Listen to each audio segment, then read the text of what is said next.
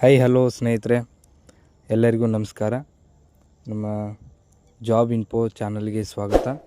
ಇವತ್ತಿನ ಮಾಹಿತಿ ಏನಪ್ಪ ಅಂತಂದರೆ, ನಮ್ಮ ಟ್ರಾನ್ಸ್ಪೋರ್ಟ್ ಸಾರಿಗೆ ವ್ಯವಸ್ಥೆಯಲ್ಲಿ ಹಗಲಿರುಳು ದುಡಿತಕ್ಕಂಥ ನೌಕರರ ಸಂಬಂಧಪಟ್ಟಂಥ ಏನು ವೇತನ ಸಮಸ್ಯೆಯನ್ನು ಈಗಾಗಲೇ ನಾವು ಎಲ್ಲ ಒಂದು ಸಾಮಾಜಿಕ ಜಾಲತಾಣಗಳಲ್ಲಿ ಹಾಗೂ ಸೆಷನ್ನಲ್ಲಿ ಕೂಡ ನೋಡ್ತಾ ಇದ್ದೀವಿ. ಈ ಒಂದು ಮಾಹಿತಿ ನೋಡುವ ಮುಂಚೆ ಇನ್ನೂ ಯಾರು ನಮ್ಮ ಚಾನಲನ್ನು ಸಬ್ಸ್ಕ್ರೈಬ್ ಮಾಡಿಲ್ಲ, ಸಬ್ಸ್ಕ್ರೈಬ್ ಮಾಡಿ. ಹಾಗೆ ಬೆಲ್ ಐಕನ್ ಮೇಲೆ ಆಲ್ ಅಂತ ಕ್ಲಿಕ್ ಮಾಡ್ಕೊಳ್ಳಿ. ನಾವು ಹಾಕುವಂಥ ಎಲ್ಲ ಒಂದು ಜಾಬ್ ಇನ್ಫಾರ್ಮೇಷನ್ ಆಗಲಿ ಅಥವಾ ಇತರೆ ಇಲಾಖೆಗಳ ಮಾಹಿತಿ ಆಗಲಿ ನಿಮಗೆ ಮೊದಲಿಗೆ ತಲುಪ್ತವೆ ಅಂತ ಹೇಳ್ತಾ, ಇವತ್ತಿನ ಈ ಒಂದು 1,15,000 ಜನರ ಕುಟುಂಬಗಳಿಗೆ ಏನು ಅನ್ಯಾಯವಾಗ್ತಾ ಇದೆ, ಇದರ ಬಗ್ಗೆ ನಾವು ಕೂಡ ಒಂದು ಮಾಹಿತಿಯನ್ನು ನೋಡಿದಾಗ ಸ್ನೇಹಿತರೆ, 1990ರ ದಶಕದಲ್ಲಿ ಈ ಒಂದು ನಿಗಮದ ನೌಕರರ ವೇತನ ಸರ್ಕಾರಿ ನೌಕರರ ವೇತನಕ್ಕಿಂತ ಹೆಚ್ಚಾಗಿತ್ತು. ಅದರ ಜೊತೆಗೆ ಸಾಕಷ್ಟು ಸರ್ಕಾರಿ ಇಲಾಖೆಗಳಲ್ಲಿ ಆಯ್ಕೆಯಾದಂಥ ಅಭ್ಯರ್ಥಿಗಳು ಕೂಡ ಅದನ್ನು ಬಿಟ್ಟು ಈ ಒಂದು ನಿಗಮ ನೌಕರಿಗೆ ಕೂಡ ಬಂದಂಥ ಉದಾಹರಣೆ ಕೂಡ ನಾವು ಸಾಕಷ್ಟು ಇಲ್ಲಿ ಹಿರಿಯ ತಾಂತ್ರಿಕ ಮತ್ತು ಚಾಲನಾ ಸಿಬ್ಬಂದಿಗಳಿಂದ ಕೇಳಿ ಕೂಡ ಮಾಹಿತಿಯನ್ನು ಪಡ್ಕೊಂಡ್ವಿ. ಅದೇ ರೀತಿಯಾಗಿ ಸ್ನೇಹಿತರೆ, ಇಲ್ಲಿಯವರೆಗೆ ಏನು ಸಂಘಟನೆಗಳಲ್ಲಿರುವಂಥ ಬಿಕ್ಕಟ್ಟಿನಿಂದ ಇಲ್ಲಿಯವರೆಗೂ ಕೂಡ 2000 ಆಚೆಗೆ ಸರ್ಕಾರಗಳು ಆಡತಕ್ಕಂಥ ಒಂದು ನವರಂಗಿ ಆಟದಿಂದ ಮತ್ತು ಈ ಒಂದು ಸಂಘಟನೆಗಳ ವೈಯಕ್ತಿಕವಾದಂಥ ಒಂದು ಗುದ್ದಾಟದಿಂದ ಸಾರಿಗೆ ನೌಕರರಿಗೆ ಒಂದು ಸರ್ಕಾರಿ ನೌಕರರ ಸಮಾನ ವೇತನ ಆಗಲಿ, ಅವ್ರಿಗಿಂತ ಹೆಚ್ಚಿನ ವೇತನವನ್ನು ಪಡೆಯುವಲ್ಲಿ ವಿಫಲ ಆಗಿದ್ದಾರೆ. ಸ್ನೇಹಿತರೆ, ಸರ್ಕಾರಗಳು ಯಾಕೆ ಈ ರೀತಿ ಧೋರಣೆಯನ್ನು ತೋರ್ತಾ ಇದ್ದಾವೆ ಅಂತಂದರೆ, ಬಜೆಟ್ನಲ್ಲಿ ಯಾವುದೇ ರೀತಿಯಾದಂಥ ಈ ಒಂದು ಸಂಸ್ಥೆಗೆ ಅಥವಾ ಈ ಒಂದು ಸಂಸ್ಥೆಗೆ ಸಹಾಯಧನವನ್ನಾಗಲಿ ಸರ್ಕಾರದಿಂದ ಆದಂಥ ಯಾವುದೇ ರೀತಿಯಾದಂಥ ಒಂದು ಅನುದಾನ ಕೂಡ ಬಿಡುಗಡೆ ಮಾಡದೆ ಸಾಕಷ್ಟು ರೀತಿಯಲ್ಲಿ ಈ ನಿಗಮಗಳು ಲಾಸ್ನಲ್ಲಿದ್ದರೂ ಕೂಡ ಇವುಗಳ ಮೇಲೆ ಒಂದು ಸಾಲವನ್ನು ಹೇರ್ತಾ ಬಂದಿದ್ದು, ಇದು ಕೂಡ ಶೋಚನೀಯ ಸ್ಥಿತಿಗೆ ಬರ್ತಕ್ಕಂಥದ್ದು. ಅಷ್ಟೇ ಅಲ್ಲ ಸ್ನೇಹಿತರೆ, ಮುಂದಿನ ದಿನಗಳಲ್ಲಿ ಏನಾದರೂ ಹೀಗೆ ಮುಂದುವರೆದರೆ ಸಾರಿಗೆ ಸಂಸ್ಥೆಯ ನೌಕರರಿಗೆ ನೀಡುವಂಥ ವೇತನಕ್ಕೂ ಕೂಡ ಹಣ ಇಲ್ಲದಂಥ ಪರಿಸ್ಥಿತಿಗೆ ತಂದು ತಲುಪಿಸಿದ್ದಾರೆ ಈ ಒಂದು ಭ್ರಷ್ಟ ಸರ್ಕಾರಗಳು.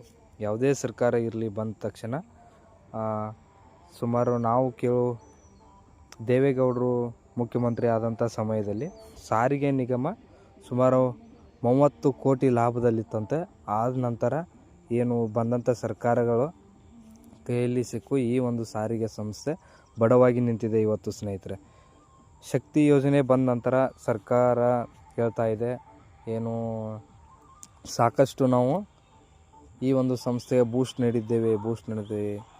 ಯಾವುದೂ ಕೂಡ ಇಲ್ಲ ಸ್ನೇಹಿತರೆ, ಯಾವ ಬೂಸ್ಟನ್ನು ನೀಡಿಲ್ಲ. ಇವರೇ 4,000 ಕೋಟಿ ರೂಪಾಯಿಗಳನ್ನು ಬಾಕಿ ಇಟ್ಕೊಂಡು ಬೂಸ್ಟ್ ನೀಡಿದ್ದೇವೆ ಅಂತ ಹೇಳಿದರೆ, ಯಾವ ರೀತಿ ಬೂಸ್ಟ್ ನೀಡಿದ್ದಾರೆ? ಸಾಲದ ಬೂಸ್ಟನ್ನು ಇವರು ಮತ್ತೆ ನೀಡಿದ್ದಾರೆ. ಸ್ನೇಹಿತರೆ, ನೌಕರರಲ್ಲಿ ಒಂದು ಒಗ್ಗಟ್ಟನ್ನು ಮೂಡದೆ ಹೋದರೆ ಈ ಒಂದು ನಿಗಮದಲ್ಲಿ ವೇತನ ಪರಿಷ್ಕರಣೆ ಆಗಲಿ ಅಥವಾ ಇತರೆ ಭತ್ಯೆಗಳನ್ನು ಪಡೆಯುವುದಾಗಲಿ ಯಾವುದೇ ರೀತಿಯಲ್ಲಿ ಸಾಧ್ಯವೇ ಇಲ್ಲ ಸ್ನೇಹಿತರೆ. ಯಾಕಂತಂದರೆ ಸರ್ಕಾರ ಈಗಾಗಲೇ 2023ರಿಂದ ವೇತನ ಒಪ್ಪಂದ ಆಗಿದೆ ಅಂತ ಹೇಳ್ತಾ ಇದೆ.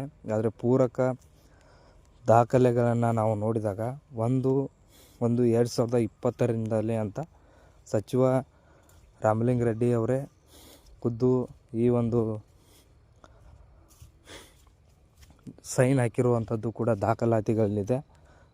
ಅಷ್ಟೇ ಅಲ್ಲ ಸ್ನೇಹಿತರೆ, ಅವರು ಕೂಡ ಅಸಹಾಯಕ ಸ್ಥಿತಿಯನ್ನು ಕೂಡ ತೋರಿಸ್ತಾ ಇದ್ದಾರೆ. ಯಾಕಂದರೆ ಮುಖ್ಯಮಂತ್ರಿಗಳ ಕಡೆಗೆ ಬಟ್ ತೋರಿಸ್ತಾ ಇದ್ದಾರೆ. ಸ್ನೇಹಿತರೆ, ಒಬ್ಬ ಇಲಾಖೆಯ ಸಚಿವರಾಗಿ ಈ ರೀತಿಯಾದಂಥ ಬೇಜವಾಬ್ದಾರಿತನ ಕೂಡ ಎದ್ದು ಕಾಣ್ತಾ ಇದೆ. ತಮ್ಮ ಇಲಾಖೆಯನ್ನು ಸಮರ್ಥವಾಗಿ ನಿರ್ವಹಿಸದೆ ಸುಮಾರು 4-5 ಮೀಟಿಂಗ್ಗಳನ್ನು ಮಾಡಿ ಯಾವುದೇ ಪ್ರಯೋಜನವಾಗಿಲ್ಲ. ಸುಮ್ಮನೆ ಇವರ ಸಮಾಧಾನ ಪಡಿಸೋಕ್ಕಾಗಿ ಅವರು ಮಾಡ್ತಕ್ಕಂಥ ಒಂದು ತಂತ್ರ ಕೂಡ ನಾವು ನೋಡ್ಬೋದು. 2023 4 ಡಿಸೆಂಬರ್ನಿಂದ ಗಡುವು ಕೊಡ್ತಾ ಬಂದಿದ್ದಾರೆ ಸ್ನೇಹಿತರೆ. ಸಂಕ್ರಾಂತಿ ಆಗಲಿ ಅಂತ ಹೇಳಿದರು. ಮರು ಸಂಕ್ರಾಂತಿ ಬಂದರೂ ಕೂಡ ಇನ್ನೂ ಯಾವುದೇ ಒಂದು ನಿರ್ಧಾರ ಕೂಡ ಕೈಗೊಂಡಿಲ್ಲ ಸ್ನೇಹಿತರೆ. ಸಂಘಟನೆಗಳ ನಾಯಕರು ಹೇಳ್ತಾ ಇದ್ದಾರೆ ನಮಗೆ ಭರವಸೆ ಇದೆ. ಸ್ನೇಹಿತರೆ, ಒಂಚೂರು ಭರವಸೆ ಇಲ್ಲ. ಯಾಕಂತಂದರೆ ಇವರು ಸಂಘಟನೆಗಳ ಬೇಡಿಕೆಯನ್ನು ಪರಿಶೀಲನೆ ಮಾಡಿ, ಅಧಿಕಾರಿಗಳ ಜೊತೆಗೆ ಕೂಲಂಕುಷವಾಗಿ ಪರಿಶೀಲನೆ ಮಾಡಿ ಯಾವುದನ್ನು ಕೊಡಬೇಕು, ಎಷ್ಟು ಕೊಡಬೇಕು, ಹೇಗೆ ಕೊಡಬೇಕು ಅನ್ನೋದಂತ ಕೂಡ ಇನ್ನೂ ಒಂದು ಸಭೆಯನ್ನು ಕೂಡ ಮಾಡಿಲ್ಲ. ಆದ್ದರಿಂದ ಸ್ನೇಹಿತರೆ, ಅವರು ಸರ್ಕಾರದವರು ಇವರನ್ನು ಗಂಭೀರವಾಗಿ ಇನ್ನೂ ಕೂಡ ಪರಿಗಣನೆ ತೆಗೆದುಕೊಳ್ಳುವುದು ಕೂಡ ಅನುಮಾನ ಇದೆ ಸ್ನೇಹಿತರೆ. ಯಾಕಂದರೆ ಇವರ ಬೇಡಿಕೆಗಳು ಕೂಡ ಬೇರೆ ಬೇರೆಯಾಗಿದ್ದು ಎಲ್ಲ ನೌಕರರಲ್ಲಿ ಕೂಡ ಗೊಂದಲವನ್ನುಂಟು ಮಾಡ್ತಾ ಇದ್ದಾರೆ. ಒಂದು ಕಡೆ 44% ವೇರಿಯೇಷನ್ ಇದೆ ಸರ್ಕಾರಿ ನೌಕರರಿಗೆ ಮತ್ತು ಸಾರಿಗೆ ನೌಕರರಿಗೆ. 44% ವೇರಿಯೇಷನ್ ಇದ್ದಲ್ಲಿ ಒಂದು ಸಂಘಟನೆ ಕೇಳ್ತಾ ಇದೆ 25%, ಇನ್ನೊಂದು ಸಂಘಟನೆ ಕೇಳ್ತಾ ಇದೆ ಸರಿಸಮಾನ ವೇತನ. ಸ್ನೇಹಿತರೆ, ಸರಿಸಮಾನ ವೇತನ ಆಗಲಿ, ಇನ್ನು ಮತ್ತೊಂದು 25% ವೇತನ ಆಗಲಿ, ಎರಡೂ ಕೂಡ ಒಂದು ರೀತಿಯಲ್ಲಿ ಕಗ್ಗಂಟಾಗಿ ಉಳಿದಿದೆ. ಯಾಕಂದರೆ ಸಾರಿಗೆ ಮಿನಿಸ್ಟರ್ ಆಗಲಿ, ಮುಖ್ಯಮಂತ್ರಿ ಅವರು ಕೇಳ್ತಾ ಇರೋದು ಒಗ್ಗಟ್ಟಾಗಿ ನೀವು ಒಂದು ಬೇಡಿಕೆಯನ್ನು ಇಡಿ ಅಂತ. ಸ್ನೇಹಿತರೆ, ನಿಜವಾಗಲೂ ಕೂಡ ಇವರೇನಾದರೂ ಒಗ್ಗಟ್ಟಾಗಿ ಬೇಡಿಕೆಯನ್ನಿಟ್ಟರೆ ಖಂಡಿತವಾಗಿಯೂ ಕೂಡ ಈ ಒಂದು ವೇತನ ಹೆಚ್ಚಳ ಇವರು ಯಾವಾಗ ಹೇಳ್ತಾರೋ ಆವಾಗಲೇ ಸರ್ಕಾರ ಬಂದು ಇವರಿಗೆ ವೇತನ ಹೆಚ್ಚಳವನ್ನು ಮಾಡಿಕೊಡ್ತದೆ. ಇನ್ನೊಂದು, ಇಲ್ಲಿ ಅಧಿಕಾರಿ ವರ್ಗ ಚಾಲನಾ ಸಿಬ್ಬಂದಿಗಳನ್ನ ಮಾತ್ರ ಇವರು ಹೋರಾಟಕ್ಕೆ ಇಳಿದ್ರೆ ಅವರ ಮೇಲೆ ಸಸ್ಪೆನ್ಷನ್ನು ಹಾಗೂ ವಜಾ, ಡಿಸ್ಮಿಸ್ಸು ಈ ರೀತಿಯಾದಂಥ ಕ್ರಮವನ್ನು ಕೈಗೊಳ್ತದೆ. ಸ್ನೇಹಿತರೆ, ಅವರು ಕೂಡ ಈ ಒಂದು ವೇತನ ಹೆಚ್ಚಳದ ಲಾಭ ಅಥವಾ ಅನ್ನವನ್ನು ತಿಂತಾಯಿದ್ರೆ ಅದು ಚಾಲನಾ ಸಿಬ್ಬಂದಿಗಳ ಒಂದು ಬೆವರಿನ ಹನಿ.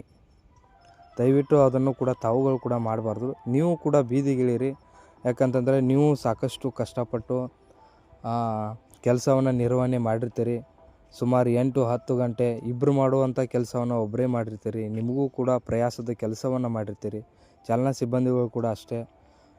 ಎಲ್ಲೋ ಮಲಗಿ ಎಲ್ಲೋ ತಿಂದು ಆರೋಗ್ಯವನ್ನು ಲೆಕ್ಕಿಸದೆ ಅವರು ಕೂಡ ತಮ್ಮ ಕೆಲಸವನ್ನು ನಿರ್ವಹಣೆ ಮಾಡಿರ್ತಾರೆ. ಅದಕ್ಕೆ ತಕ್ಕಂಥ ಒಂದು ಬೇಡಿಕೆಯನ್ನು ಕೂಡ ಇಡ್ತಾ ಇದ್ದಾರೆ. ಅದಕ್ಕೆ ನಿಮ್ಮ ಸಹಕಾರ ಇಲ್ಲದೆ ಹೋದರೆ ನಿಜವಾಗಿಯೂ ಕೂಡ ಭವಿಷ್ಯದಲ್ಲಿ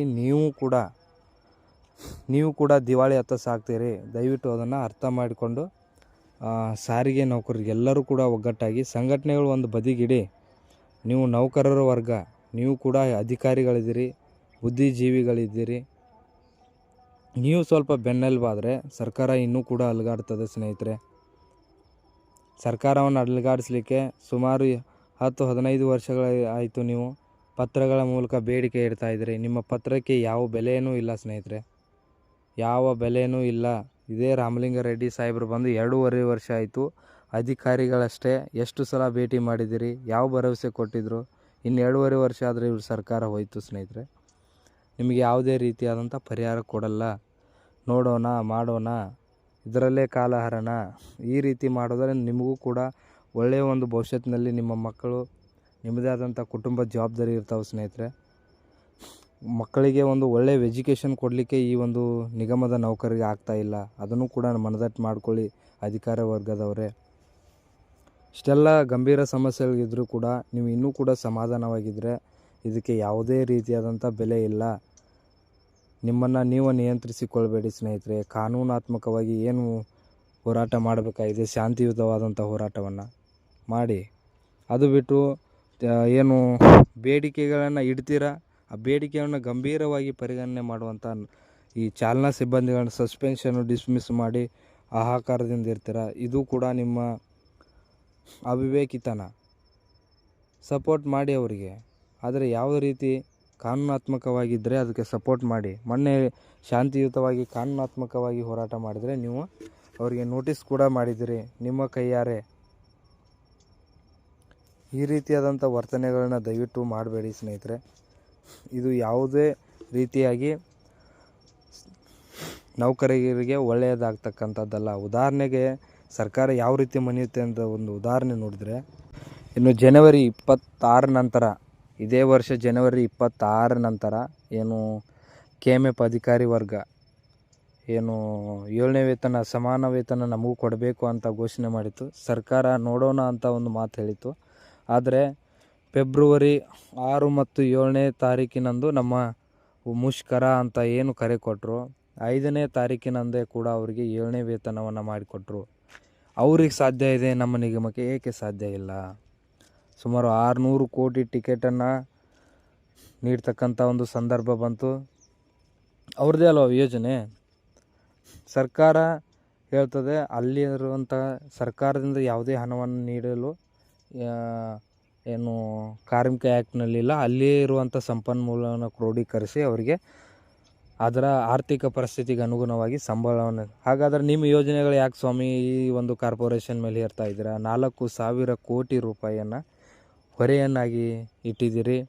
ಯಾಕೆ ನಿಮ್ಮ ಯೋಜನೆಗಳು ಇಡ್ತೀರಾ? ನಿಮ್ಮ ಯೋಜನೆಗಳನ್ನು ಹಗಲು ರಾತ್ರಿ ಅನ್ನದೇ ದುಡಿದು ನಿಮ್ಮ ಯೋಜನೆಗಳ ಸಾಕಾರಗೊಳಿಸೋಕ್ಕೆ 1-2 ಕೋಟಿ ರೂಪಾಯಿ ನಿಮ್ಗೆ ಕೊಡಲಿಕ್ಕಾಗಲ್ವಾ? ಹಾಗಿದ್ರೆ ನಿಮ್ಮ ಯೋಜನೆಗಳನ್ನ ಬಿಡಿ, ಕೈ ಬಿಡಿ. ಸಾಕಷ್ಟು ಈಗಾಗಲೇ ನೌಕರರು ನೊಂದಿದ್ದಾರೆ. ಸಾಕಷ್ಟು ಆರ್ಥಿಕ ಇಕ್ಕಟ್ಟಿಗೆ ಕೂಡ ಸಿಲುಕಿದ್ದಾರೆ ಸ್ನೇಹಿತರೆ. ಎಷ್ಟು ರೋಷಾವೇಶ ಇದೆ ಅಂತಂದರೆ ಅದು ಅವ್ರಿಗೆ ಗೊತ್ತು. ಇಷ್ಟೇ ಸಂಬಳದಲ್ಲಿ ಈಗ ನಿನ್ನೆ ಮೊನ್ನೆ ಜಾಯಿನ್ ಆದಂಥ ಬೇರೆ ಇಲಾಖೆಯಲ್ಲಿ ಸುಮಾರು 50-60 ಸಾವಿರ ರೂಪಾಯಿ ಸಂಬಳ ತೊಗೊಂಡ್ರೆ 20-22 ವರ್ಷಗಳಿಂದ ಈ ಒಂದು ಸೇವೆಗೆ ನಿರಂತರವಾಗಿ ತಮ್ಮ ಸೇವೆಯನ್ನು ನೀಡಿದರೂ ಕೂಡ 40,000 ರೂಪಾಯಿ ವೇತನ ಪಡಲಿಕ್ಕೆ ಆಗ್ತಾಯಿಲ್ಲ. ಇದು ಕೂಡ ನೌಕರರಿರ್ತಕ್ಕಂಥ ಕೊರಗು. ಇದಕ್ಕೇನಾದರೂ ತಾವುಗಳು ಸ್ಪಂದನೆ ಕೊಡದೇ ಇದ್ದರೆ ಈ ಬಾರಿ ನೌಕರರು ಭಾಳ ಒಂದು ಸಿಟ್ಟಿನಲ್ಲಿದ್ದಾರೆ ಸ್ನೇಹಿತರೆ. ಅಧಿಕಾರಿಗಳೇ, ನೀವು ಕೂಡ ಒಂದು ಒಗ್ಗಟ್ಟಾಗಿ, ಈ ಸಂಘಟನೆ ನಾಯಕರೇ, ನೀವು ಕೂಡ ಸುಮಾರು 50-60 ವರ್ಷದಿಂದ ಈ ಒಂದು ನಿಗಮದ ನೌಕರಿಗೆ ಒಳ್ಳೇದು ಮಾಡ್ತಾ ಬಂದಿದ್ದೀವಿ, ನಾವು ಅದನ್ನು ಮಾಡೀವಿ ಇದನ್ನು ಮಾಡೀವಿ ಅಂತ ಹೇಳಿ ನಿಮ್ಮ ಹೋರಾಟವನ್ನು ಸರ್ಕಾರಿ ನೌಕರರು ಮತ್ತು ನಮ್ಮ ನಿಗಮದ ನೌಕರರ ಒಂದು ವೇತನ ವ್ಯತ್ಯಾಸವನ್ನು ನೋಡಿದರೆ ನಿಮ್ಮ ಹೋರಾಟ ಎಂಥ ಬಲಿಷ್ಠವಾಗಿತ್ತು ಅನ್ನೋದನ್ನು ನಾವಲ್ಲ ಇಡೀ ರಾಜ್ಯದ ಜನನೇ ಅರ್ಥಕೊಳ್ತಾರೆ. ಸುಮಾರು 45% ವೇತನ ವೇರಿಯೇಷನ್ ಮಾಡಿಸಿದ್ದೀರಿ. ಇದೇ ನಿಮ್ಮ ದೊಡ್ಡ ಸಾಧನೆ. ಅದನ್ನು ಬಿಟ್ಟು ಒಂದಾಗಿ ಹೋರಾಟಕ್ಕೆ ಇಳಿಯೋದಾದರೆ ಇಳೀರಿ, ಇಲ್ಲಾಂದರೆ ಸುಮ್ಮನೆ ನಿಮ್ಮ ಮನೇಲಿ ಎತ್ಕೊಂಡು ಬಿಡಿ. ಅಧಿಕಾರಿಗಳು, ಚಾಲನಾ ಸಿಬ್ಬಂದಿಗಳು ಅವ್ರು ಏನು ಮಾಡಬೇಕು ಅವ್ರಿಗೆ ಗೊತ್ತಾಗಿದೆ ಸ್ನೇಹಿತರೆ. ಆದರೆ ಒಂದು ಶೋಚನೀಯ ಸ್ಥಿತಿ, ಸಾಮಾಜಿಕ ಜವಾಬ್ದಾರಿಯನ್ನು ಹೊತ್ತಂಥ ನಾವು ಸಾರ್ವಜನಿಕರು ಕೂಡ ಈ ಒಂದು ನೌಕರರ ಬಗ್ಗೆ ನಾವು ಕೂಡ ಧ್ವನಿ ಎತ್ತಬೇಕಾಗ್ತದೆ ಸ್ನೇಹಿತರೆ. ನೌಕರರಿಗೆ ಯಾಕಂತಂದರೆ ಅವರ ಜೀವನ ಶೈಲಿನೇ ಬೇರೆ. ದಿನದ 24 ಗಂಟೆ ಬರೀ ಒಂದು ಪ್ರೆಷರಲ್ಲಿ ಕೂಡ ಇರ್ತಾರೆ ಸ್ನೇಹಿತರೆ. ಇಂಥ ನೌಕರರ ಪರವಾಗಿ ಧ್ವನಿ ಎತ್ತೋಣ ಅಂತ ಹೇಳ್ತಾ ಈ ಒಂದು ಮಾಹಿತಿ ಸಾಕಷ್ಟು ನಾವು ಕೂಡ ಕುತೂಹಲದಿಂದ ಸುಮಾರು 2-3 ದಿನ ಒಬ್ಬ ನೌಕರರಿಂದ ಮತ್ತೊಬ್ಬರ ನೌಕರನ ಅವರ ಮನದಾಳದ ಮಾತು ಕೇಳಿದಾಗ ಸ್ನೇಹಿತರೆ ಈ ಒಂದು ಮಾಹಿತಿ ಹೊರಬಂದಿತ್ತು. ಈ ಒಂದು ಇನ್ನೂ ಹೆಚ್ಚಿನ ಮಾಹಿತಿಯನ್ನು ಮತ್ತು ನಿಗಮದ ನೌಕರರಿಗೆ ಯಾವ ರೀತಿ ಯಾವ್ಯಾವ ಅಗ್ರಿಮೆಂಟ್ಗಳಲ್ಲಿ ಎಷ್ಟೆಷ್ಟು ಪರ್ಸೆಂಟ್ ಬಂತು, ಈ ಒಂದು 45% ವೇರಿಯೇಷನ್ ಹೇಗಾಯಿತು ಅನ್ನೋದನ್ನು ಕೂಡ ಮಾಹಿತಿಯನ್ನು ಕಲೆ ಹಾಕ್ತಾ ಇದ್ದೇವೆ ಸ್ನೇಹಿತರೆ. ಯಾರು ನಮ್ಮ ಚಾನಲನ್ನು ಸಬ್ಸ್ಕ್ರೈಬ್ ಮಾಡಿ. ಹಾಗೆ ಈ ಒಂದು ಮಾಹಿತಿಯನ್ನು ಎಲ್ಲ ನಮ್ಮ ಸ್ನೇಹಿತರಿಗೆ, ನೌಕರರ ಸ್ನೇಹಿತರಿಗೆ ಶೇರ್ ಮಾಡಿ ಅಂತ ಹೇಳ್ತಾ ಎಲ್ಲರಿಗೂ ಕೂಡ ಧನ್ಯವಾದಗಳು ಸ್ನೇಹಿತರೆ.